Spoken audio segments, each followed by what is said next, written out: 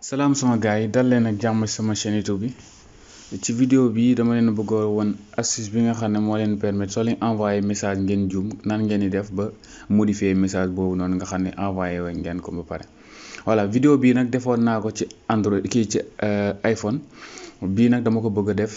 même vidéo bi dama ko bëgg a def ci Android voilà pour ñi nga xam ne Android lu ñu yor. Voilà léegi nag mbir mi lu simple la da ngay dem ci par exemple sa WhatsApp. Supposons ñu son WhatsApp moo nekk nii par exemple su ma ñëwee ma bind par exemple maa ngi marché par exemple voilà léegi marché bi ma juum ma defee ko G comme ça xam nga ma juumee nii ma envoyé xam nga booba nan ngay def soit da ngay supprimer message bi bindaal message bi wala nga en tout cas wala nga bind nga def étoile pour wane ne lii nga bëggoon au lieu de marché nga bëggoon def voilà et tout ça.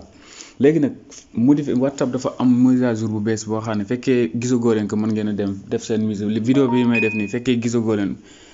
exactement li may def mën ngeen a modifier kii mettre à jour seen WhatsApp bi rek normalement war ngeen ko gis. léegi nan ngay def da ngay maintenir affaire bi nii mooy message bi nga xam ne moom nga envoyé soo ko maintenir da nga gis ci kaw nii am na ay 3 points yu fa nekk ci WhatsApp soo fa bësee da nga gis modifier xam nga boobu copier moo fi nekk mais léegi am nga modifier léegi soo bësee ci modifier bii nag ci boobaa la lay affiché waatal message bi nga xam ne moom nga envoyé léegi nag fii nii ngay ñëw nga modifier li nga xam ne ci nga juum fekkoon tamit ci kanam la mën nga ñëw